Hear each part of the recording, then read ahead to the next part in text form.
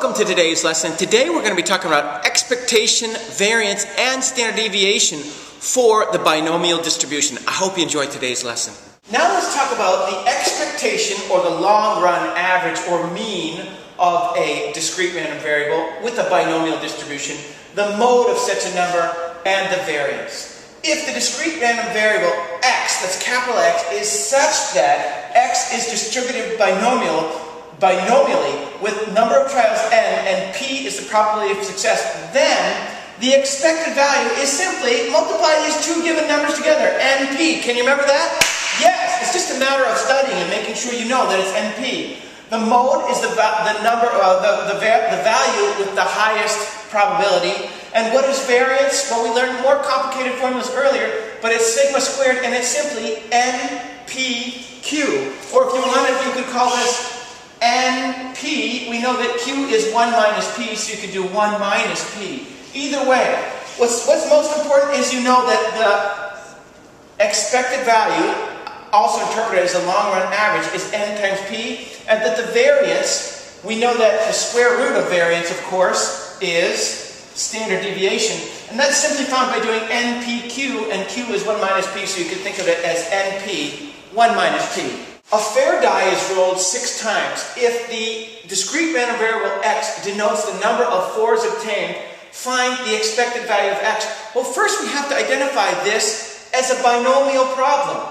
We get a 4 or we don't get a 4. What's the probability of getting a 4? That's 1 out of 6. That's the probability of success. We're going to call that p. Well, obviously, then 5 out of 6 will be q, which will be the probability of getting a failure. We're going to roll it 6 times. You can imagine that 6 is n. So we can say this is a binomial distribution with n being 6 and p being 1/6. So if this is our n and this is our p, then the expected value of x, we remember, is this n times p, which is 6 times 1/6, which is 1.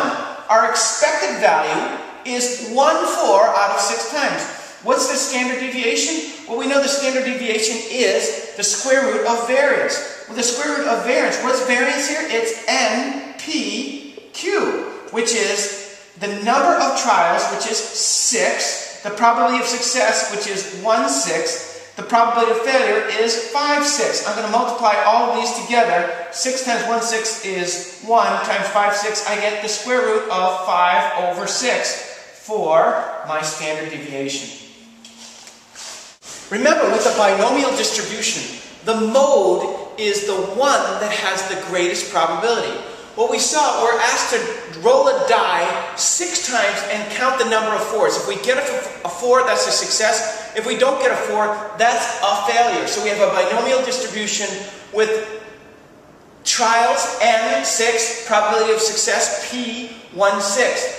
Well, what are the possibilities? If we roll the die 6 times, we could get 0 4s, or 1 4, or 2 4, or 3 4, or 4 4s, or 5 4s, or 6 4s. What's the probability of getting 0 4s?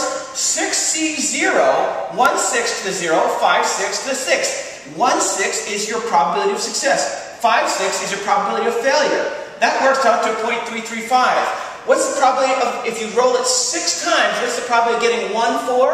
6c1, 1/6, that's your probability of success to the 1, 5/6, your probability of failure to the 5. That's 0.402.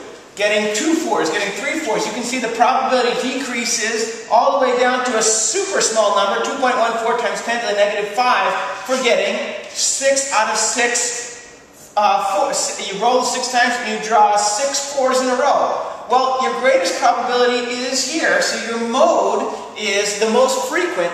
Most frequently, if you roll a die 6 times, the number of 4s will be 1. You have a 40% chance of getting 1 4 if you roll a die 6 times.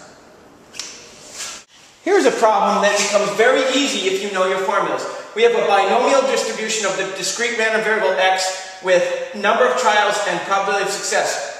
It says the random variable x is such that the expected value of x is 8. Well, I know from my formulas that expected value for binomial distribution is np, and that is equal to 8. and that the variance, which is 4.8. Well, variance of x is equal to 4.8. Well, what is variance? It's NPQ is equal to 4.8. I could solve for NP. NP is equal to 4.8. Divide both sides by Q.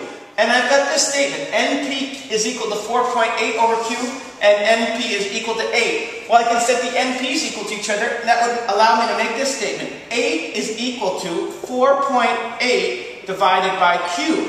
I could multiply both sides by Q, and then divide both sides by 8, and I get Q is equal to 4.8 divided by 8, which would give me an answer of 0.6. Well, if my probability of failure is 0.6, then my probability of success must be 1 minus 0.6, which is 0.4. So I know I have 0.4 for P and 0.6 for Q.